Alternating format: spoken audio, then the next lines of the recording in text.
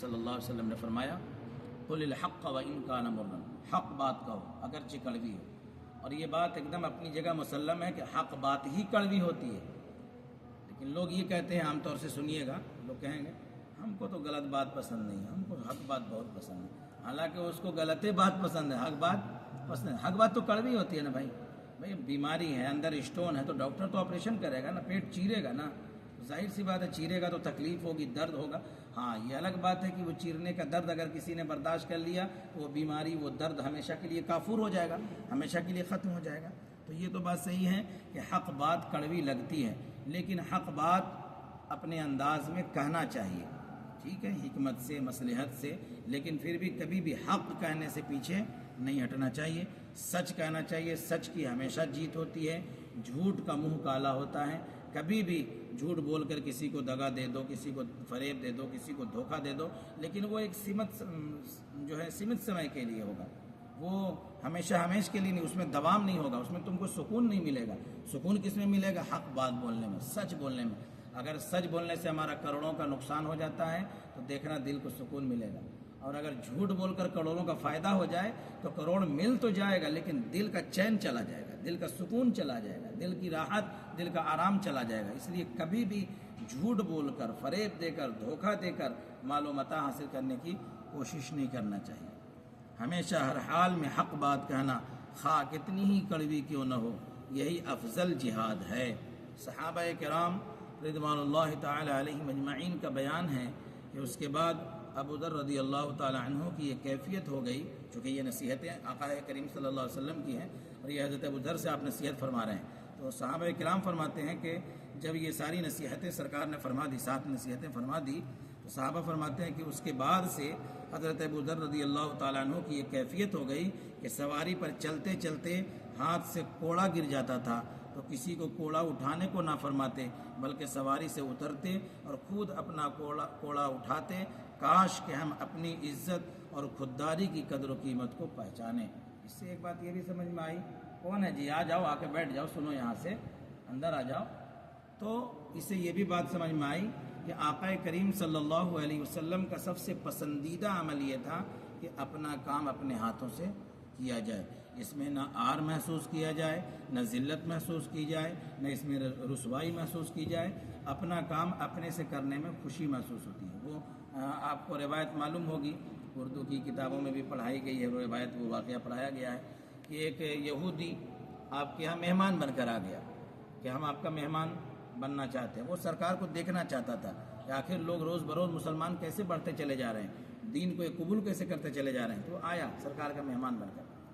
سرکار نبی کریم صلی اللہ علیہ وسلم نے اسے اپنا بستر پیش فرمایا، بستر نبوت، جس پر فرشتہ بھی چڑھنے کے لیے، سوار ہونے کے لیے 1000 بار سوچتا ہو، جس کمرے میں داخل ہونے کے لیے جبریل جیسے فرشتے، مقرب فرشتے کو اجازت کی حاجت ہوتی ہو، بغیر اجازت کے وہ اندر داخل نہ ہوتا ہو. تو حضور نے مہمان کے لیے، گرچہ مہمان کافر ہیں لیکن اس مہمان کے لیے سرکار نے اپنا بستر پیش فرمایا. عشاء کی نماز کے بعد آپ نے اپنے گھر میں جو بھی کھانا تھا پیش فرمایا، اور وہ بھی اٹا پٹو قسم کا دیہاتی بدو تھا. گھر میں جتنا کھانا تھا وہ سارا کھا گیا. خیر، نبی کریم صلی اللہ علیہ وسلم تو سراپا رحمت ہے، انہوں نے اف تک نہیں کیا اور کھلا دیا. آرام کے لیے اپنے بستر پر لٹا دیا اور کہا کوئی تکلیف ہو تو ہمیں بتانا. سرکار پھر عبادت میں مصروف ہو گئے، مسجد نبوی میں تشریف لے گئے. زیادہ کھا لینے کی وجہ سے رات میں اس کو بدہضمی ہو گئی. اب باہر جانے کے بجائے بستر ہی پر وہ ہو گیا جو ہوتا ہے عام طور سے، سارا معاملہ وہیں ہو گیا گندا سندا. اب وہ جب بستر گندا ہو گیا تو اس کو بھی پتہ تھا نا کہ یہ مسلمانوں کے نبی ہیں، اگر ہماری اس حرکت کی خبر مسلمانوں کو پڑے گی، معلوم پڑے گی تو یہ لوگ تو میرا تھکا بوٹی کر دیں گے. تو وہ جو ہے ہڑبڑی میں صبح ہونے سے پہلے ہی اٹھا اور اٹھ کر بھاگ گیا، جہاں جانا تھا وہاں چلا گیا بستر گندا چھوڑ کر. سرکار نماز فجر کے بعد اپنے حجرے میں تشریف لاتے ہیں کہ مہمان سے معلوم کرے کہ کیسی رات گزری، نیند آئی آرام سے کہ نہیں آئی، کہیں کوئی دقت، کوئی تکلیف تو نہیں ہوئی. تو جیسے اندر داخل ہوئے تو دیکھا کہ بستر پر گندگی پڑی ہے اور مہمان نہیں، لیکن آپ کے پیشانی پر ذرہ برابر کا بل نہیں آیا کہ میرے بستر کو گندا کر کے بھاگ گیا. ہم لوگ ہوتے تو کہتے تھے نالائق کو ہم نے کھلایا بھی، پلایا بھی، اپنا بستر بھی دیا اور گندا کر کے بھاگ گیا. تو ہم لان و تان بکنے لگتے ہیں. لیکن دیکھو سرکار کی سنت کیا ہے, مہمان کی کیسی خدمت کی جاتی ہے, خاطر تواضع کی جاتی ہے.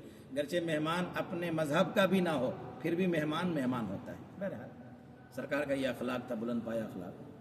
تو آپ نے بستر کو سمیٹا اور باہر نکلے دھلنے کے لیے, پانی لے کر کے دھلنے کے لیے, گندگی کو صاف کرنے کے لیے. آپ نے ذرہ برابر کا اوف نہیں کیا, گندا کیوں کیا؟ آپ افسوس میں اس لیے ہیں کہ وہ رات بھر میرے مہمان کی طبیعت خراب ہو گئی, وہ نہ جانے کس حالت میں ہوگا, کس کیفیت میں ہوگا, اور ہم نے اس کی جو ہے خبر گیری نہیں کی. تو آپ اس میں فکر مند ہیں, اس بات میں نہیں ہے کہ گندگی کر کے چلا گیا اور صاف کون کرے گا. نہیں, سرکار بستر لے کے گندے کیے ہوئے بستر کو باہر لے کر گئے.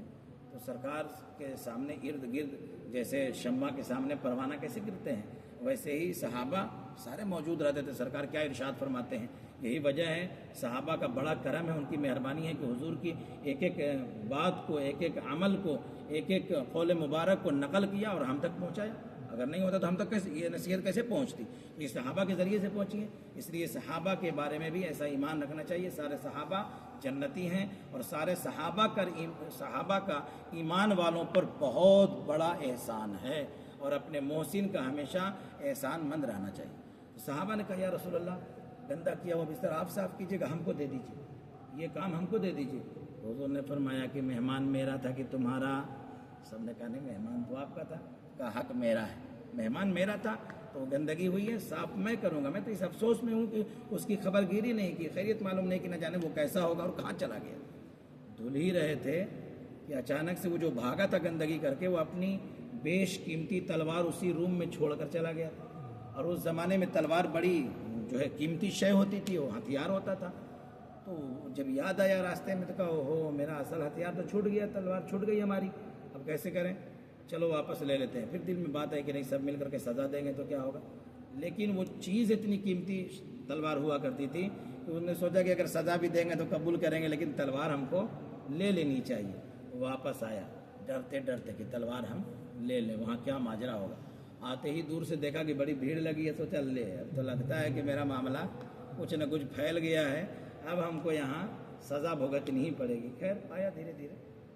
آپ نبی علیہ الصلوۃ والسلام اپنے ہاتھوں سے دستے مبارک سے اس گندے کی ہوئے بستر کو دھل رہے ہیں, گندگی دور کر رہے ہیں. صحابہ کی نظر پڑ گئی اس مہمان پر, کہا یا رسول اللہ وہ تو آ گیا, آپ نے ویسے ہی چھوڑا, اور اس کی طرف بڑھے, اور وہ ڈر رہا کہ لے اب تو میرا گریبان پکڑیں گے اور ہم کو قتل کر ڈالیں گے. سرکار آگے بڑھے اور کہا کہ کہاں چلے گئے تھے, اگر رات میں طبیعت خراب ہو گئی تھی تو ہم کو اطلاع دی ہوتے, ہم کو بتایا ہوتا. ہم کو بہت افسوس ہے کہ رات میں تمہاری طبیعت خراب ہو گئی اور ہم تمہاری خبر گیری نہ کر سکے, اس لیے تم پریشان. ابھی طبیعت کیسی ہے؟ یعنی اتنے اخلاق کا اظہار کیا.